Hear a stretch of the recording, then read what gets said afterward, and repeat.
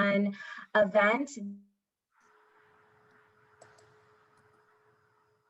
Our Alumni of Color event for this reunion year, which is titled Unmasking America, Drawing on Diversity to Change the Cultural Tides. My name is Seema Saranahuja. I'm class of 1996. This is my 25th year milestone reunion. To be co-chairing the event this year with my co-chair Alice Chin, who's class of 2007. Before I continue, I just want to say I thought the breakout rooms were really nice and successful, and I really apologize. We didn't get to everyone in my group, which just speaks to the fact that we had a really good turnout, but I'm so thankful to all of you for being there, and I hope we have other opportunities to continue to connect in a smaller setting, and I hope you all enjoyed your breakout rooms.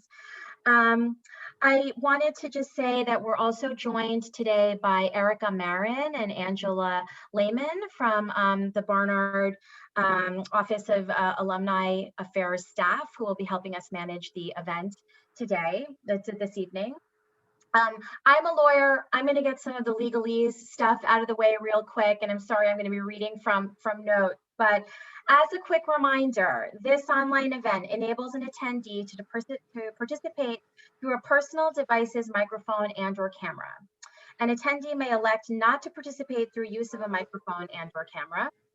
The election of an attendee to use a microphone and/or camera constitutes a release and waiver of rights in the capture of the attendee's image, likeness, and/or voice for the exclusive use by Barnard College. Okay, I have that out of the way now. I also really want to thank, on behalf of Barnard and my co-chair Alice, the entire Alumni of Color event committee.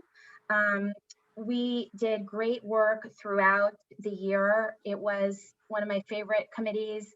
We were really, I think, so invested in making this virtual event a great one. And I think we came together really, really nicely. So thank you to all of you. We'll just kick things off by sharing, Alice and I, why this event is special to us.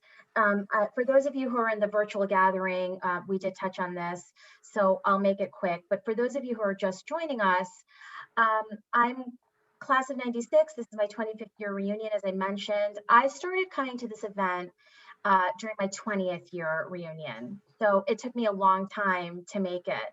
And once I attended my first one, I just kind of decided I needed a break from work and kids. And I thought, why not just attend another reunion event by myself? And I walked into the room and I thought, God, why have I never done this before? It turned out to be one of my favorite Barnard events ever, let alone during reunion. And I always say it's how I re-engaged with the college institutionally. I stayed in New York. I'm still very close to my friends from Barnard, but I wasn't engaged with the college, and I didn't really know what was going on campus and all the incredible work that was still being done.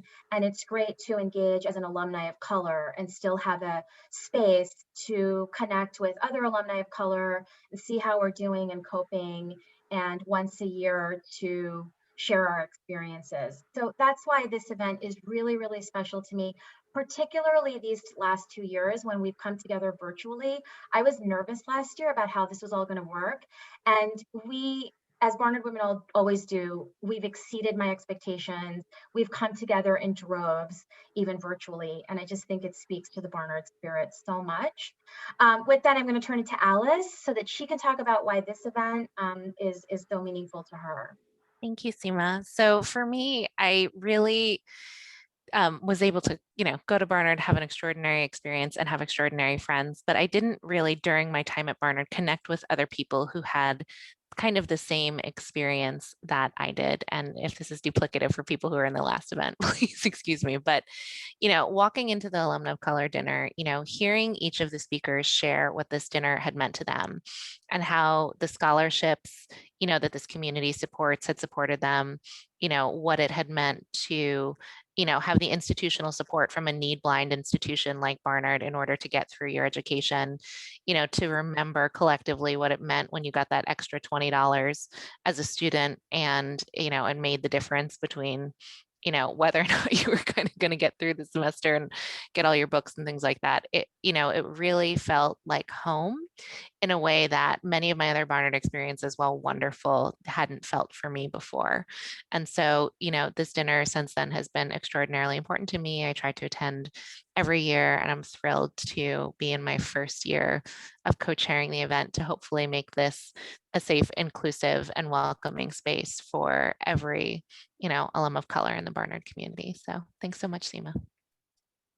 Thank you, Alice. It's been really fun to co-chair with you, and just another example of connecting with someone from Barnard that I don't think otherwise would have. And so I'm really grateful for the opportunity to get to know you through this event.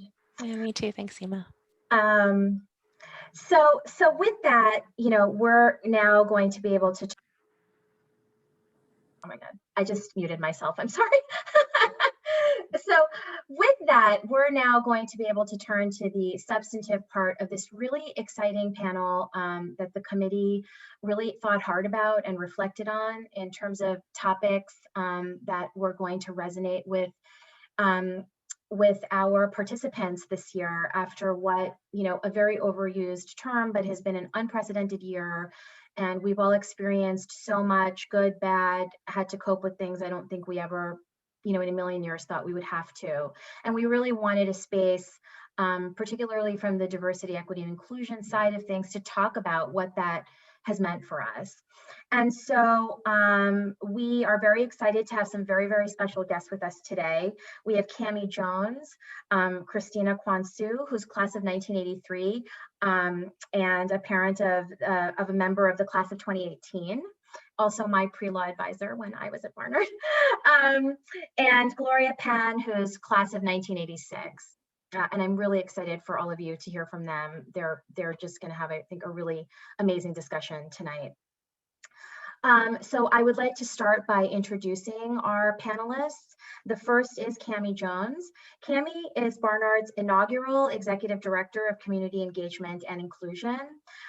In this role, Cammie will develop the college's approach to civic and community engagement through facilitating relationships between the college, community leaders, and stakeholders across the city, as well as in Harlem. I think it's so exciting that this is an inaugural role, and I also love this event for introducing alumni of color to the amazing work that Barnard is doing in this space. Cammie is originally from Dallas, Texas, and has consistently created pathways towards social justice and civic engagement in higher education for the last 13 years. Throughout her career, Cammie has spoken on national and international panels about the importance of civic engagement, women's rights, and equity and inclusion. Cammie brings an abundance of knowledge and experience to Barnard, one of them from an institution that I work at currently, Marist College, and we can talk about that some other time, Cammie. And most recently, she served as the Associate Dean of Experiential Learning and Civic Engagement at Bard College, north of the city. As a first-generation college student, she holds a BS in kinesiology. I hope I pronounced that properly, from the University of Texas at Austin, and an MA in Higher Education Administration from Louisiana State University. She has received numerous awards for her work in higher ed and community engagement, and has coordinated several global and domestic summits on civic engagement, youth action leadership, development, and the future of women's rights. That's a whole lot of amazing work. So thank you for being with us, Cammie, today. And I'm now going to turn it over to Alice to do the remaining introductions. Thank you so much, Seema. So next up is Christina Kuan Tsu, class of 1983 and a parent of the class of 2018 alumna, who has been a dean in Barnard's Dean of Studies office since August of 1993. As dean for the sophomore class, Christina is a resource for all sophomores, helping them to make the most of their academic and personal lives during this second year of college. As the transfer advising dean, she is a resource for all transfer students as well, helping them to make a smooth transition to Barnard, both academically and socially. Prior to joining the college, Christina worked as an associate attorney in an intellectual property law firm in New York City, and is also a graduate of St. John's University School of Law.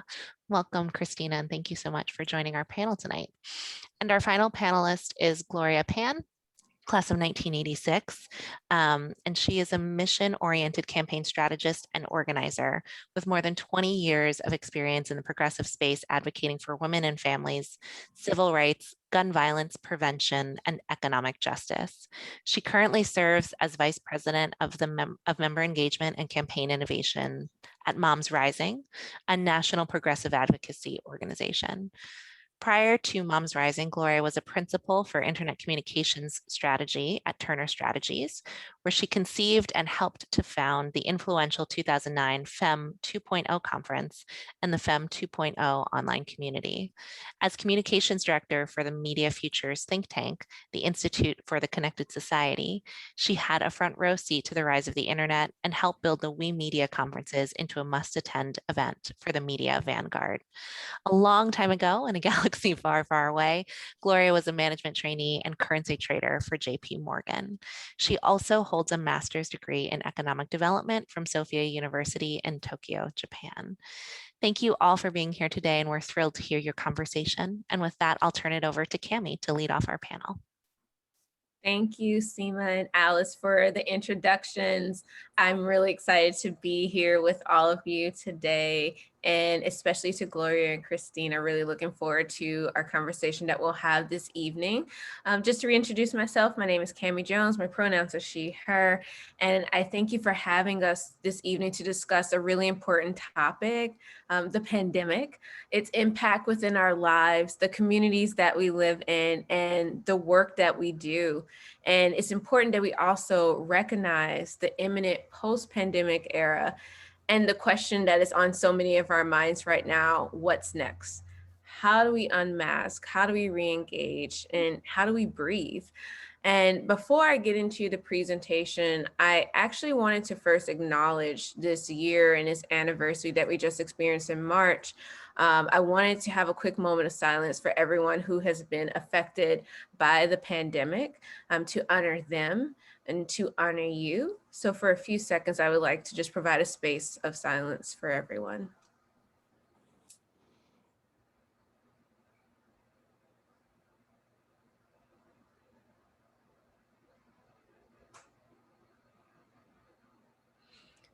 Thank you. Thank you so much for joining me with that. Before we get into our dialogue, I wanted to share an overview of statistics and talk about the inequities of the pandemic. So I wanted to go into the gender and racial disparities that continue to shape who is impacted, and how it's still occurring at this very moment. So if we think about prior to the pandemic, we were really concerned about gender equity. We're a part of a women's college, and so this is what we talk about. We discuss human rights, access, and justice. The pandemic, I would say in a lot of ways, has accelerated the trends that women have long fought to reverse, pushing thousands of women out of the labor force as we have heavily relied on unpaid and underpaid labor of women, especially women of color, who have served as essential workers, healthcare workers, caregivers, community leaders, and as parents. We think about Black, Latina, Indigenous, and Asian American women in our communities. They continue to bear the brunt of the pain that's been inflicted by the pandemic with minimal recognition, care, or support, despite serving both historically and currently as the backbone of our economy, our democracy, and our society.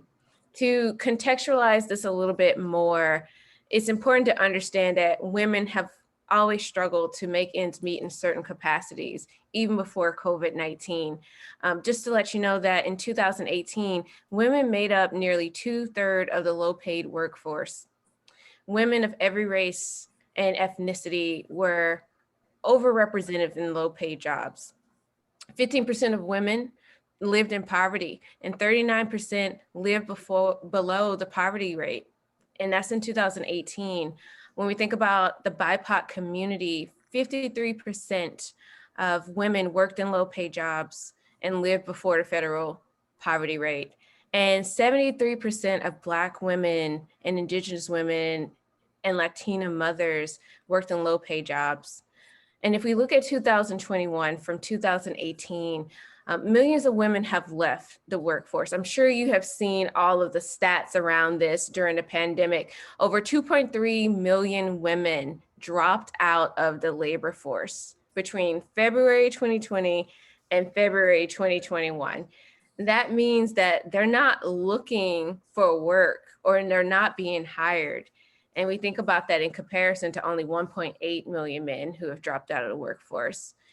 And so the last time we've seen such numbers like this, say for instance, in September, we lost over 800,000 women. The last time we saw numbers like this was in January 1968, where 550,000 women left the labor force. And so you can see this validates the predictions that the impact of COVID-19 would have a strong impact on women. And then we think about the accompanying issues such as childcare and school crises, and what does care even mean and look like for us?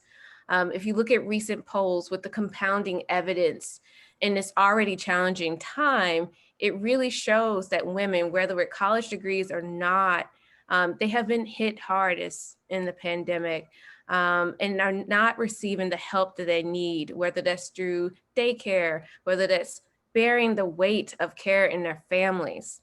And as we focus on the complexity of care, there's also this intergenerational impact. And this means that older women who are more likely to live alone or in managed care are not only able to help their families, but they also have the childcare, they also have the burden of extreme isolation, and then there's this fear of the pandemic that still looms. So a lot has happened, unfortunately, and is still occurring during the pandemic, and it has left us with a lot to disentangle at this time and to reflect on. And that's the purpose of this conversation, is to reflect, to acknowledge, to be aware of what's happening. And with this conversation with two of our alumni from different fields and backgrounds, they also represent the intergenerational piece, this intersectionality and the interconnectedness amongst women during this time. So I wanted to begin this conversation with laying down the foundation of the stats and the facts and what's going on in regards to the inequities and the impacts that we have faced during the pandemic, and transition this to our panelists and our first question, which leads to, as the stats have shown, different inequities have been unmasked in this pandemic. And I would love to hear from you, Gloria and Christina, if you could share, based on your positionality, both professionally and personally, what have your experience been during the pandemic? What has been the impact of COVID in your lives and in your spheres, both professionally and personally, and even your community? And I'll first ask Christina if she would like to open up with that question. Thank you, Cammie. It's so great to be here and see so many familiar faces and see familiar names since I've been at Barnard forever. So welcome and thank you for having me part of this panel. So I want to bring you back to early March of 2020. So on campus, we were just approaching spring break at the time. And as COVID cases were popping up all in different states around the United States, and in New York, the number of COVID cases were rising, dramatically. The students at that time, we weren't quite sure what this virus even was. We had heard some things happening in Asia, but really, we were trying to get some of our study abroad students back from Asia. We hadn't really heard about it spreading as widely in Europe, in Western Europe at the time. But so when students left for spring break, we still had plans to come back to campus. And then everything hit. We were instructed, everyone had to move off campus and go remote. And we actually extended spring break by a week to give us more time to think about what we needed to do, next steps, how we were going to do this, just logistically, how we're going to get over 2,000 students off campus all at once. If you remember moving in day during your orientation, just moving in one class, imagine 4 times 4 classes, the logistics of that, moving all students off campus. So right away, we heard about students needing help to move. They couldn't travel back to move all their belongings. Students who couldn't afford to come back and pay for moving companies to move their stuff. And some students whose families weren't comfortable with them traveling back to New York because the New York COVID situation was really terrible, was starting to look more and more frightening. So right away, we heard from students who, and the inequities that we knew existed because our need buying policy, it kind of equalized in some extent because the situation when students were all on campus. So now all of a sudden, all at once, we heard from many students who needed help, whether it was financial help or logistical help to get their belongings back home. And then we also heard from students who had unsafe home environments or no homes to go back to. So we needed to set up some way to be able to house them when we were closing all the residence halls. So lucky for us, we had Columbia as our neighbor who were going to keep a couple of their residence halls open, and they allowed us, Barnard, to able to have some rooms available to house our most needy students. So, but we also needed to set in place a system where we were going to evaluate the applications of students fairly, to really allow those students who absolutely needed to remain on campus in the spring and through the fall when we were still fully remote, and to really allow those students the space to live for those students who didn't have a place to go. And then once we decided we had to remove all learning off online for spring, for the remainder of the spring semester, we had half the semester left still. Changing abruptly to remote learning was a huge undertaking. Our faculty were not trained to teach online. Most of them had never taught online. Their courses weren't designed to be taught online. And students, once they returned home and classes resumed, we again heard from many students, they had connectivity issues. They didn't have enough Wi-Fi. They were in rural areas where there was not enough broadband. And they couldn't go to a coffee house or a library to get Wi-Fi. So what are they supposed to do? We heard about students who didn't have a laptop, so we needed to send laptops to students. And also students, we were hearing from students who didn't have quiet spaces to study at home. They were, many people in the family, and they were, living in, a couple of rooms. And also there were our students who returned home had to take care of younger siblings, cook for the family because their parents were essential workers and they weren't available to be home. So here, imagine all this. And so we were hearing from so many students and trying to manage and get the help that they needed and the support they needed while they were miles and miles away. So just kind of laying the groundwork. So we heard immediately kind of all the challenges that our students struggled with. Thank you, Christina. I turn it to Gloria. Thank you. So I'm really glad to be here tonight. I feel almost guilty because I also have a daughter who graduated from Barnard, and we are very committed to the school. I am really, really glad to be here tonight to connect with my fellow sisters of color and to be part of the Barnard community. My Barnard education experience has been really foundational in how I have lived my life, helping me to find meaning and direction in my work, which ultimately led me to work as an issue advocate for women and families. For those of you who are unfamiliar with my organization, MomsRising, we are a national, on-the-ground and online organization of more than 1 million women and family members across the country, working together to build a nation where everyone can thrive. We were founded on family pocketbook issues such as paid leave, fair pay, and paid sick days. But over time, we've become rather like an umbrella organization for the leading issues that are impacting families at any given moment. So for example, in the Obama years, our healthcare campaign helped pass the Affordable Care Act. And in the Trump years, our immigration campaign aggressively pushed back on family separation.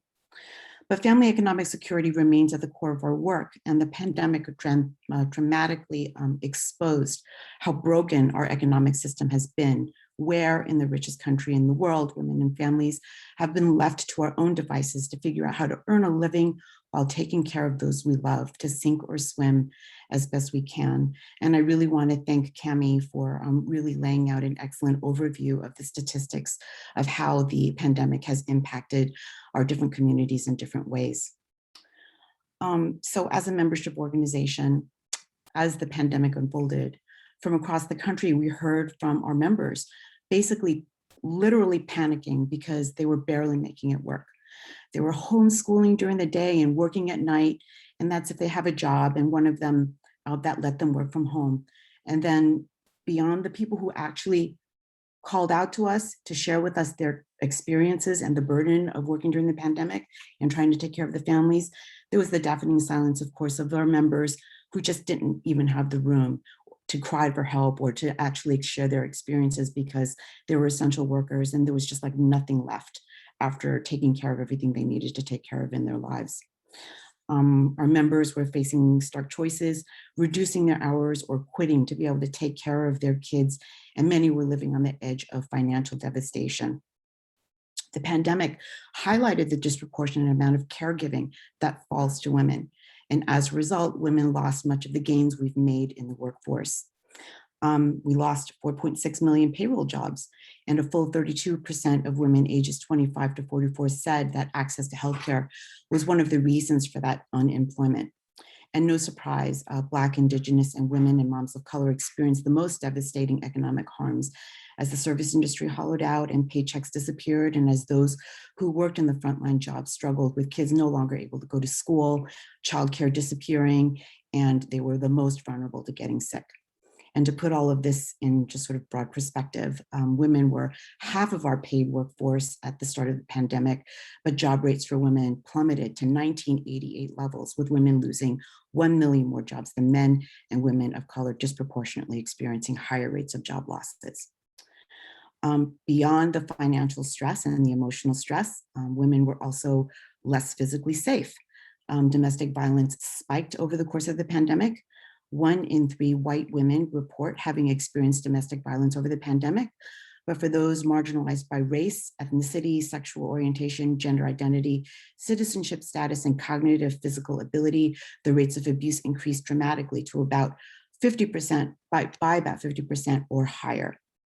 And then for me personally, this question was really hard for me to kind of think about and try to answer because as a very privileged person, personally, I had the privilege of having a job where I could work from home.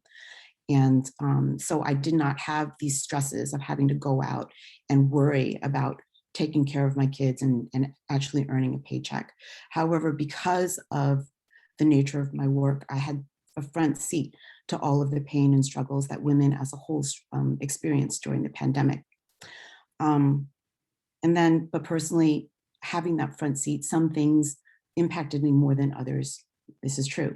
So for me, the issue of safety really hit home because Asian American women were really hit by the fact that Donald Trump's hateful rhetoric around the pandemic put targets on the backs of our community, and it manifested in a surge of anti-Asian hate, most of it experienced by women of color. In recent polling by the National Asian Pacific American Women's Forum, nearly half of Asian American and Pacific Islander women have been affected by this anti-Asian racism, and AAPI women regularly experience racialized misogyny. Working in public policy and advocacy, I can't remember a time that was ever as stressful as over the last year, and I've been doing it for a really long time. On top of all of the things that we've been talking about, MomsRising also has a very, very large and complicated Get Out the Vote program. And don't forget, 2020 was also an election year, and it was hard to roll out our Moms Vote program when we couldn't even send our volunteers out there to meet with mom voters.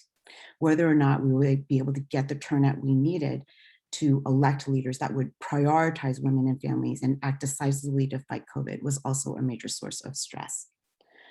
So I will stop there. Oh, wow. Thank you both so much for just delving into the complexities of this time. And even though you're both coming from different industries per se, you both have touched on some similar themes around the lack of resources, the broken systems that we're a part of, the difficulties around adjusting during this time and access to helping those that are in need, and seeing it, both of you seeing it from the front lines, which definitely puts you into positions of leadership, and having to react and support the individuals that you are serving, which transitions to my next question that I have for you in regards to that, and just being in this leadership space and as gender identifying women. What lessons have you learned from this year in regards to the pandemic from your positionality? I'll start with Gloria this time. Okay, sure. So at my organization, MomsRising, we saw the pandemic play out on our members as well as on our own staff. And we learned that it's really important to live our values. And so at my organization, as we were fighting for policy reform for women and families, we practiced what we preached by giving each other grace and flexibility and to support each other. That's why early in the pandemic, we closed the office for Pandemic Fridays to give back time to our staff. And we doubled down on our paid family leave policy, expanding it from 3 to 6 months. For me personally, I lead the gun violence prevention campaign at MomsRising. And within the backdrop of this last pandemic year, I really did, have a really, really close view of the intensity of the harm that Asian American women and women of color in general experienced over the pandemic. And it's clearer to me than ever that there really is intentional patriarchal white that exposes us to this kind of harm. As Asian American women, white women, Black women, brown women, every kind of women with different religions, sexualities, abilities, we're so diverse and we can celebrate that diversity. But beyond that, what would I really, really underline for me over the pandemic is that we have to see past our differences to join together in our humanity and our love to fight that white supremacy that divides us. That's the only way that we're going to be able to build a society that works for all of us and for a future that all of our children can really look forward to and thrive in.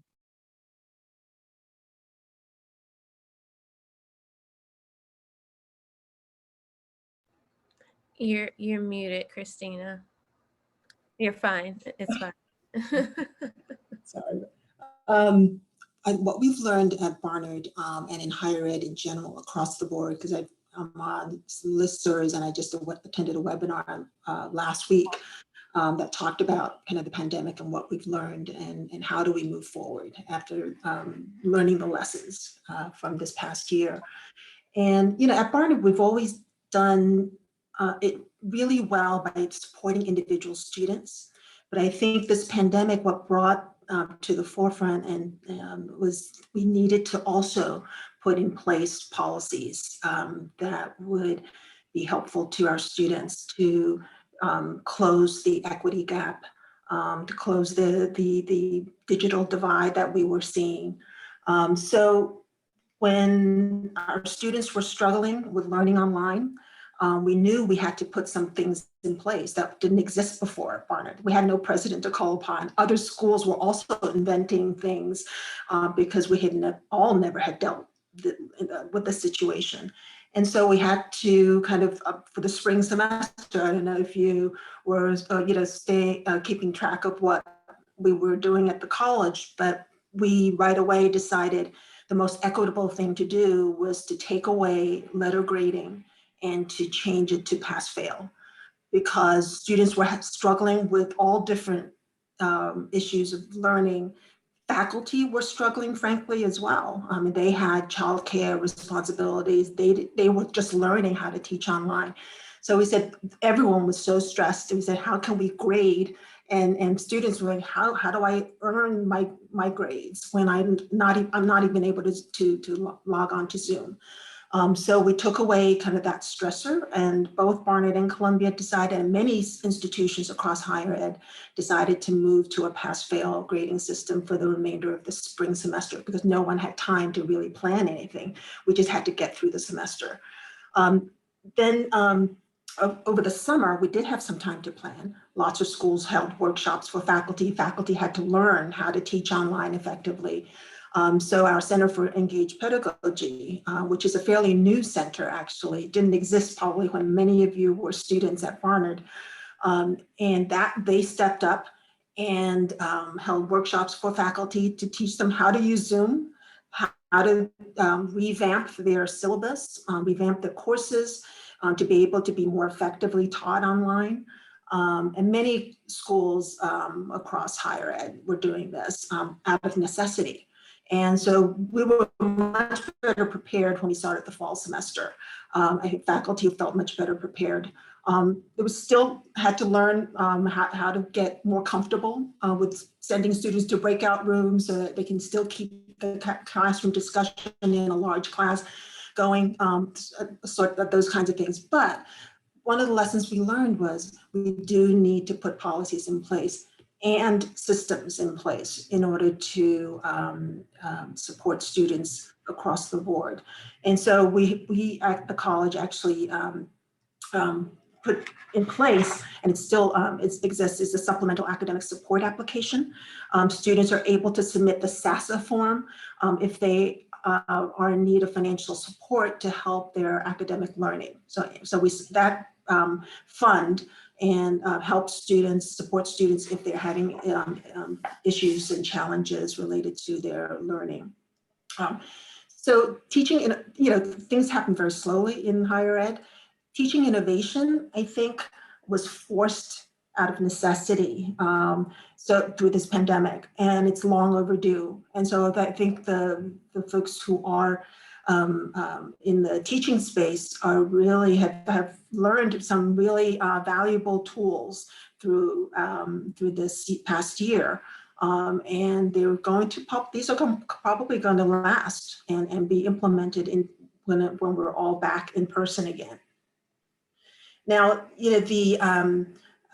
so the policies that we've also put in place are, we know that students learn best when they're engaged with one another and this active learning. And with online learning, students really struggled with that. And so some of the things that we learned by how engaging students online, we're going to probably continue once we're back in person. Actually, some students are asking if we can still have some remote options. So we're thinking creatively as we move to this new academic year, and I think higher ed in general. We're thinking creatively how we can share the lessons that we've learned and to make the learning for students all that much better. Gloria, I didn't know if you want to add something. Sorry that you were unmuted. I didn't know if you want to add anything to that before. Okay. I do want to say that Yeah. Okay. I find it's really, really interesting to have this conversation with Christina, talking about the environment in higher ed and the policies and processes that have such an immediate impact on the Barnard community and current Barnard students. And because where I sit, I'm talking about like public policy at this very high level. And sometimes I think that, many of us live with a lot of privilege, and it's very easy to forget that we may, we manage fine enough, with our own lives. But there are many people who really struggle out there. And even with our privilege, our lives could also be improved by more engagement with public policy and making sure that, as in a democracy, we participate and we try to find the policies and procedures that actually lift all of us. So I find the different perspectives between Christina and me like super interesting and like really helpful, tying like what we can do as individuals that immediately impact us, and then also what we can do as individuals with like a bigger view that lifts all of us up. Yeah, I agree with you, Gloria. And I think what's interesting is the similarity between both of you, or the synergy, I should say, even though you're coming from different perspectives. The thing that I saw the most was that you answered to the call of the need, you responded. You advocated for the individuals in the communities that you serve with different aspects of policy, like the Pandemic Fridays, and also thinking about how do we teach faculty around Zoom and adjusting to these times.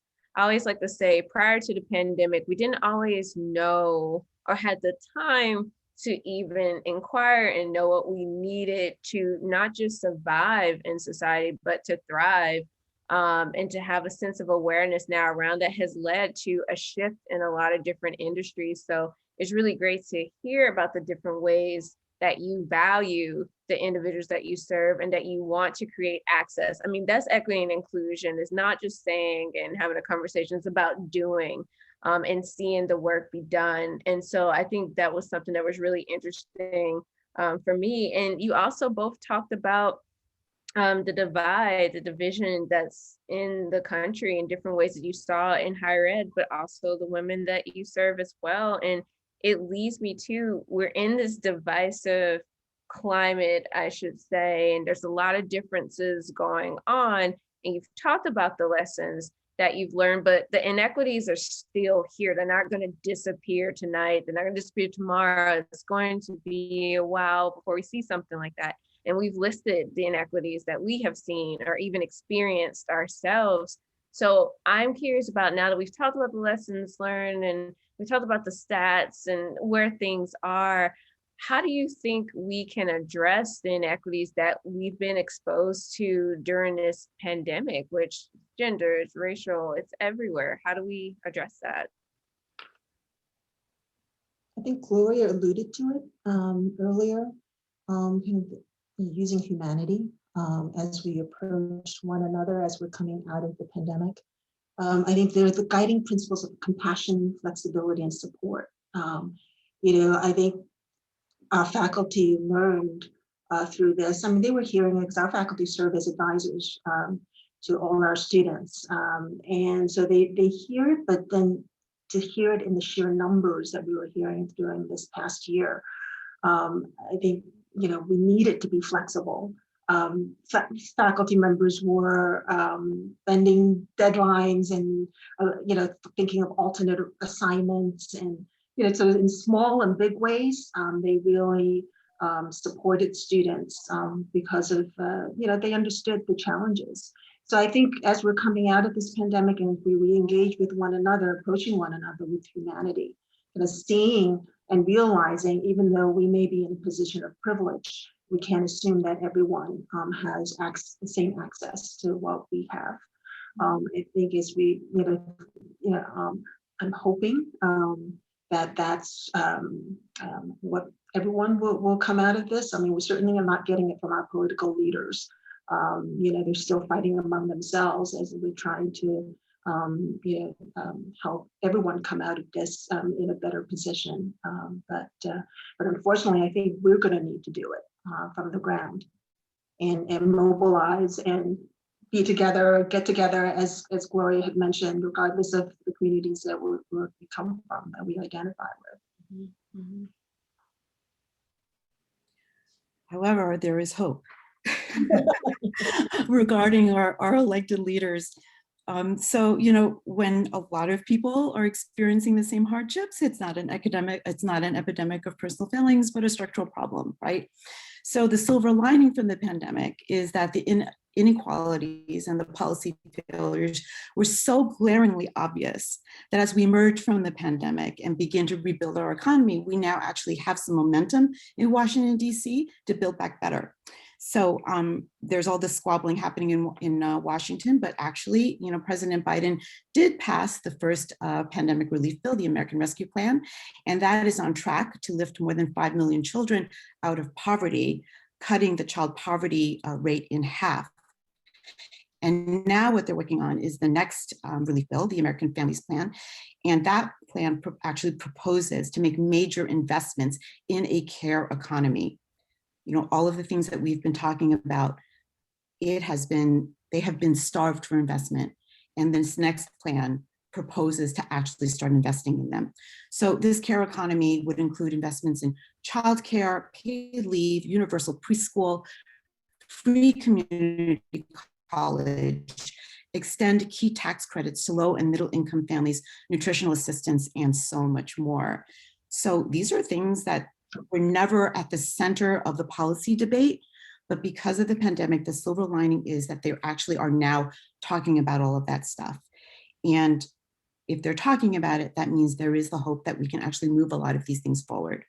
And that's only going to happen if we all stay engaged and pay attention. Yes, I really appreciate that, Gloria, about the staying engaged. I mean, this is a marathon, as I always tell the students I work with. You know, there's no such thing as instantaneous change.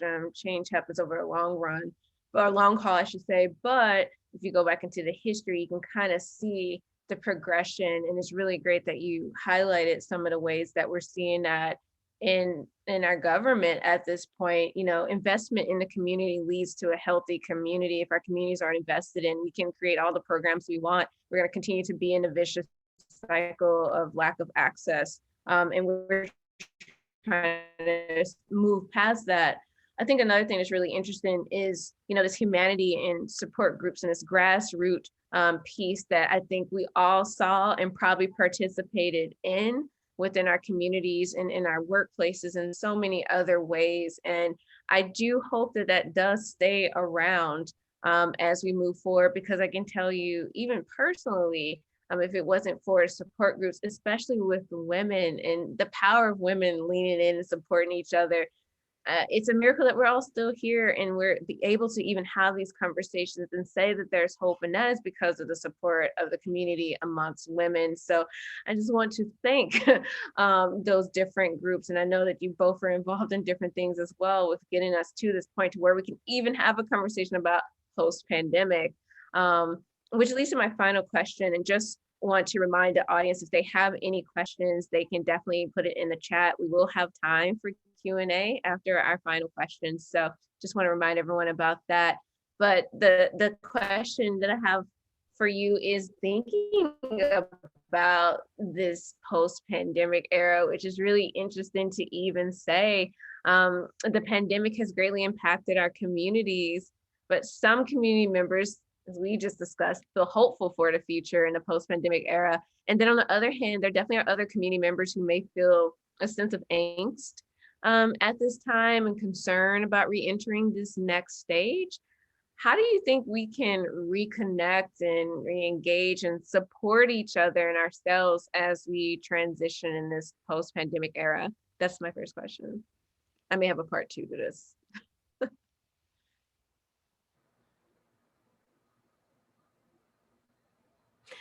Either. Jump in. Okay, well, okay, so you know, from my seat, you know, we've all been social distancing, trapped in our little bubbles, and as we emerge and the pandemic recedes, it's kind of like stepping out into the sunshine, into the spring, and we see the sun, we see the color of the flowers, and we're starting to notice things that maybe before we didn't appreciate as much, but the stark contrast between winter and spring is so great. And I think that in regards to where our country is, we're in a similar situation, that as we emerge from really focusing on taking care of our immediate lives and our personal situation, that we have this opportunity to really like notice the big, raging, and really historic conversations that are happening now in Washington, DC, that can really set our country on a trajectory of more racial equality, more justice for everyone, a place where everyone has equal opportunity and can thrive. So we're really at this critical juncture. So as we step away from the pandemic, please, you know, pay attention and follow along, and, you know, start working with organizations like MomsRising or Move On or Indivisible that will tell you the strategic times when you're supposed to make that phone call to your elected leader to say, I expect you to vote yes on that bill. Or, you know, connect with organizations like the National Women's Law Center, also founded by Barnard women, by the way, who is which is focused on women's policy, that will keep you updated on the nitty-gritty of the kinds of policies that we are trying to pass here in Washington, D.C. Mm-hmm. Be part of the change. Yeah. Yes. Christina? Yeah, I mean, we're all coming out of this collective trauma that we've all been through the past, you know, over a year. So yeah, and we all know what it feels like to be isolated, and it sure doesn't feel good. It was a really hard winter, and oh, it was when the weather started getting warmer and the campus opened up little bit for the spring. It felt like a rebirth almost, and it just being outdoors, seeing people again, seeing students on campus again. Although not in the numbers we would like to see, but it was really when the temperature started getting warmer, it really felt like rebirth. And then once the vaccines were rolling out and feeling more comfortable, kind of re-engaging in person again, it made a world of a difference.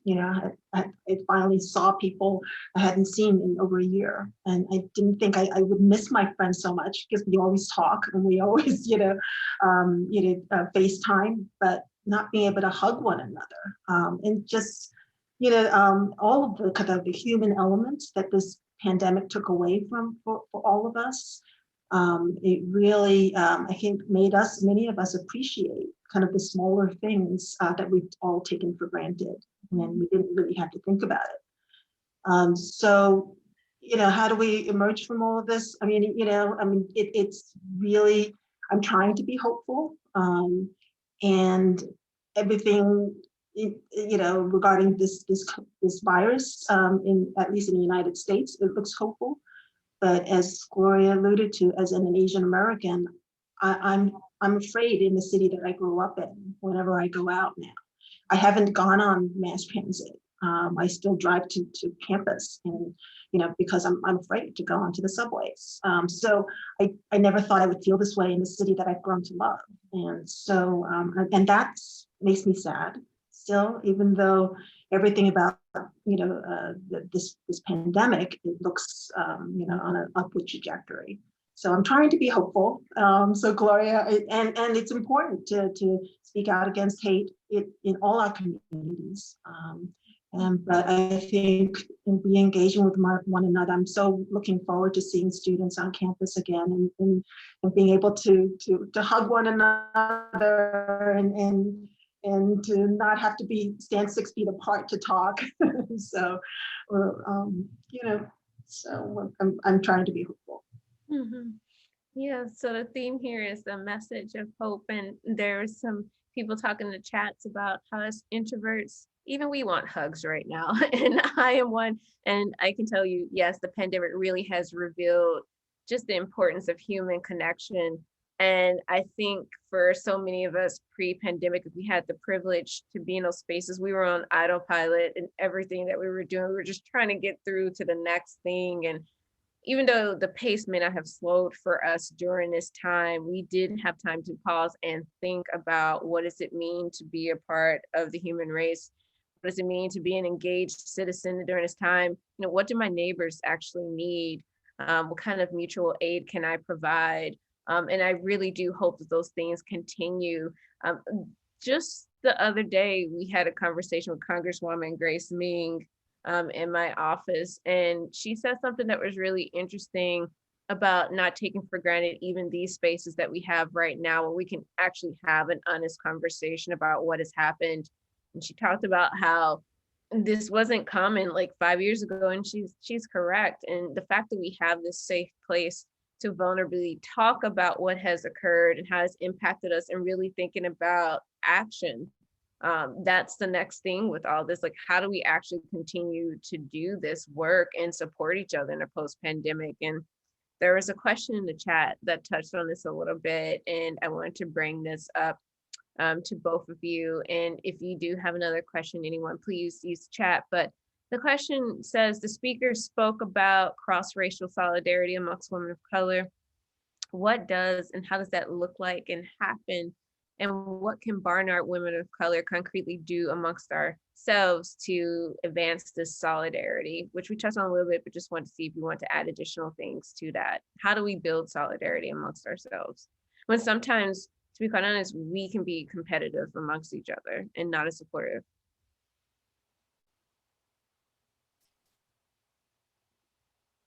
I have been thinking about that a lot over the last year.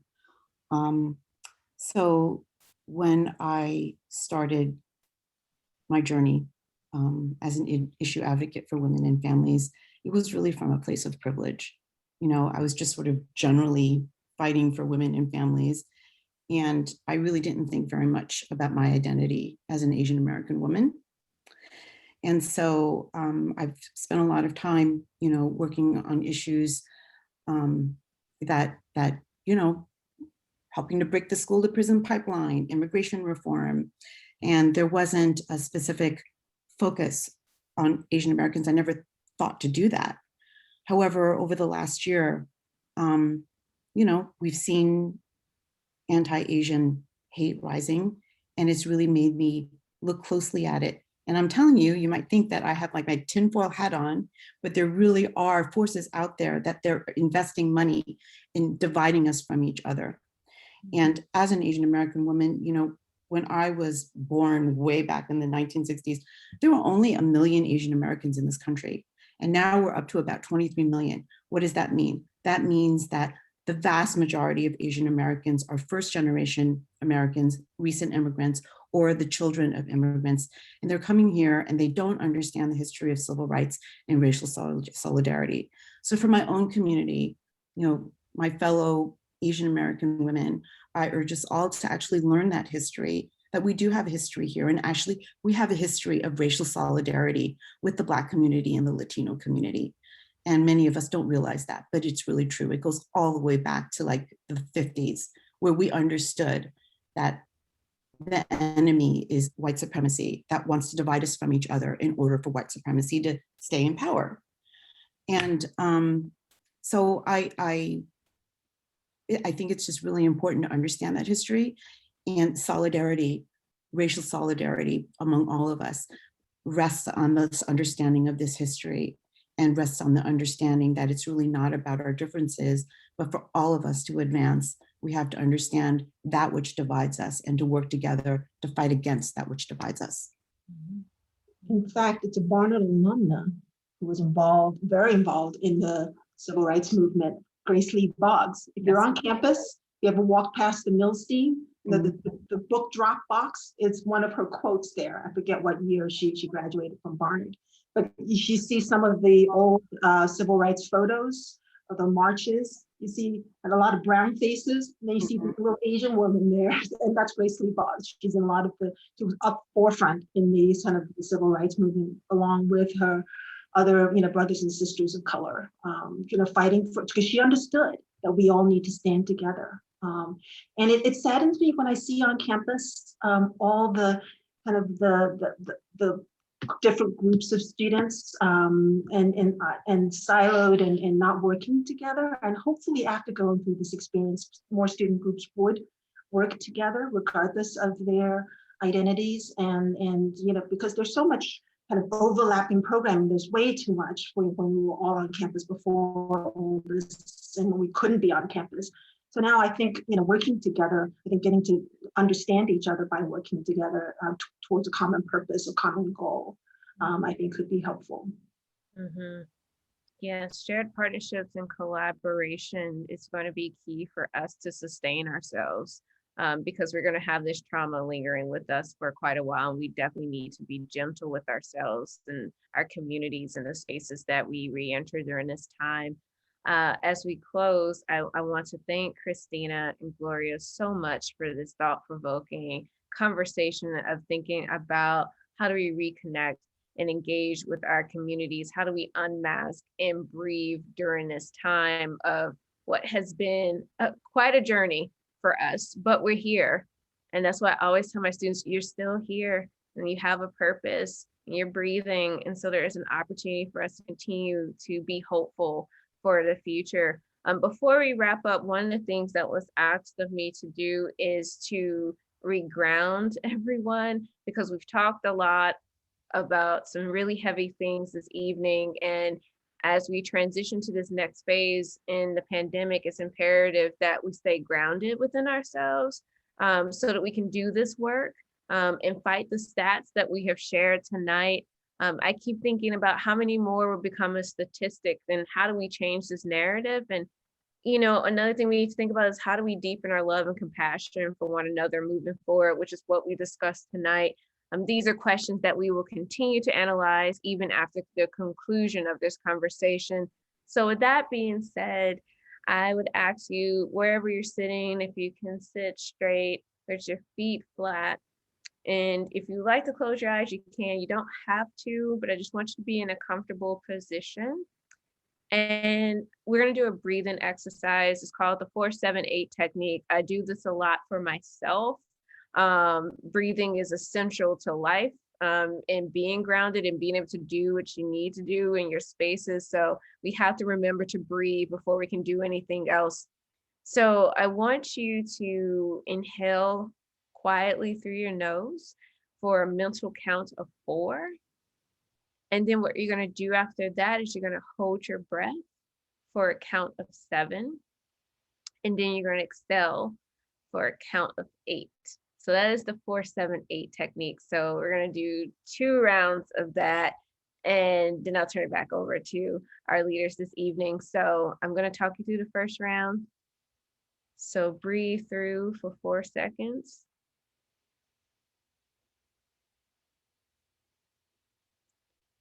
Hold your breath for 7.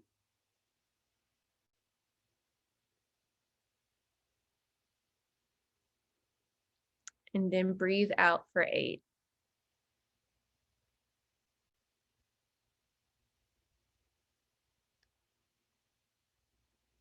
We're going to do this one more time.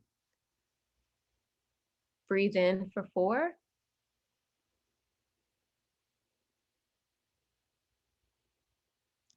Hold for 7.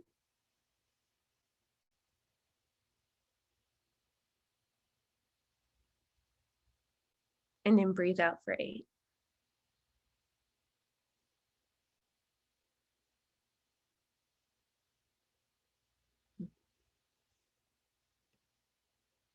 Beautiful. Thank you so much, Cammie, for that grounding exercise. And to Cammie, Christina, and Gloria for such a wonderful conversation. I think there were some really profound things shared here, but I'm really grateful that we left on both a hopeful and a grounding note for all of us today. To our guests, we thank you as well for joining us for this conversation, for taking time out of your busy schedule to be present. And please remember to take care of yourselves and each other and to stay connected after this gathering. We hope that you will be able to join us for more Reunion Reimagined events. Please visit reunion.barnard.edu to learn about upcoming programs that will be going on over the course of the next few days. And to close us out, we have a special video to share with you. One of the highlights of the dinner each year is featuring the scholarship recipients of the Zora Neale Hurston 28 Scholarship and the Sheila Abdul Salam Memorial Fund. And I'll hand it back to you. And here's our video. Hello, Barnard alumni.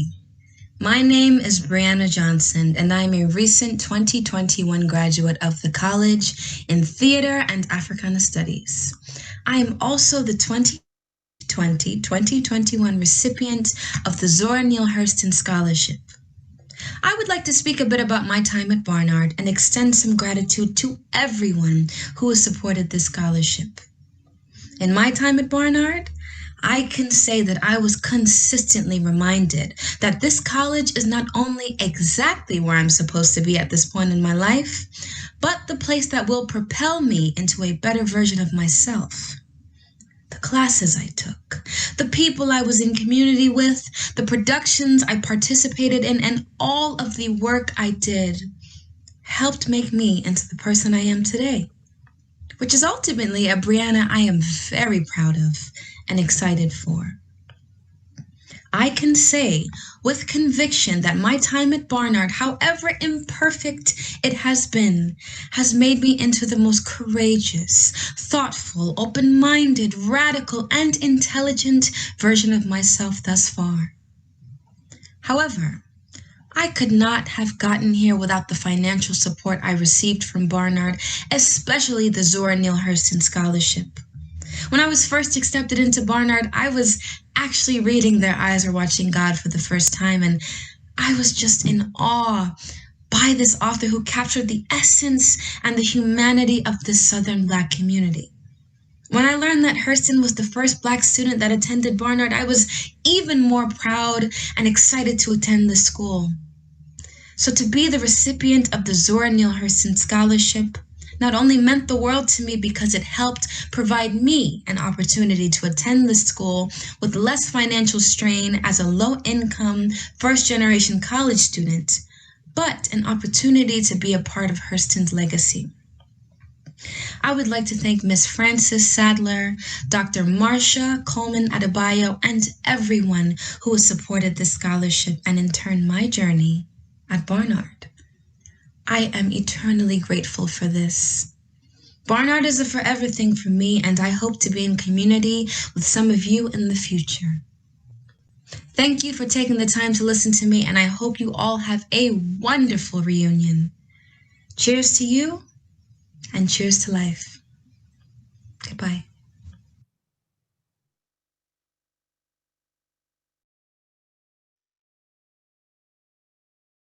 Always my favorite part of the dinner, and what a great way to end an absolutely inspiring and motivating evening. We did just want to wrap up by talking about the Zora Neale Hurston Scholarship. The Zora Neale Hurston, who was class of 1928, scholarship was established by an anonymous donor in 2004 to honor Zora Neale Hurston, Barnard's first Black female graduate. Mark at this event every year. Zora was a member of the class of 1928 and the author of Their Eyes Were Watching God. She was a folklorist, anthropologist, novelist, short story, and major figure in the Harlem Renaissance, a cultural, social, and artistic movement that occurred in Harlem in the 1920s. And we also just wanted to quickly comment on another scholarship event and honoring it. The Sheila Abdus-Salam Memorial Fund is now a planned endowment and currently funding a student demonstrating financial need, planning to explore the field of public interest law or other work promoting social justice for communities that have historically experienced or been subject to discrimination. And I think that the recipients of such a fund and women are well primed to carry out so much of the work that we talked about tonight. And we want to thank you. And again, thank you for joining us tonight.